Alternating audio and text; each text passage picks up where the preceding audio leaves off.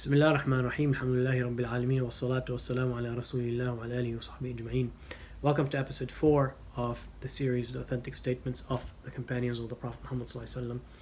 In this episode, we'll take the statement of Anas bin Malik radiallahu anhu, in which he said, after he narrated a hadith talking about how the companions used to form their lines in salah, how they used to close the gaps in salah. He said, I used to see us, meaning the companions, when they prayed behind the Prophet Muhammad ﷺ, closing the gaps to the point where they would stick their shoulder to shoulder and their foot to foot. They wouldn't leave any gaps.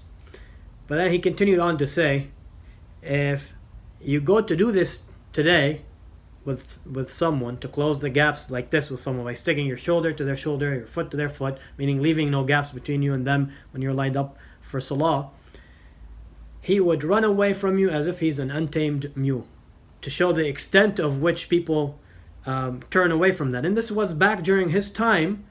He was a companion, and this was after the Prophet ﷺ passed away.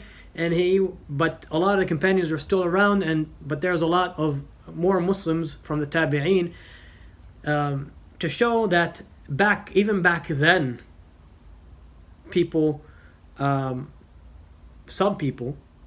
of the Muslims were turning away from this sunnah, closing the gaps within salah, shoulder to shoulder, foot to foot. And the word he used here, it literally means to stick, to glue, so they didn't just stand near each other in line. They actually closed the gaps by sticking together, so close to the point where their shoulders are touching, their feet are touching, they're covering the gaps. And it shows you that if this is something that a companion faced, because some of us today, we face that as well, when you try to close the gaps in salah when we were lined up at the masjid, and unfortunately sometimes people might move away. We try our best, we do our part, but this is something that not only do we deal with today when we try to close the gaps and people move away, but this is something that Anas radiallahu anhu, the great companion of the Prophet ﷺ, dealt with as well, when he used to do that with some people, and they would just run away. They turn away or move away. They turn away from that.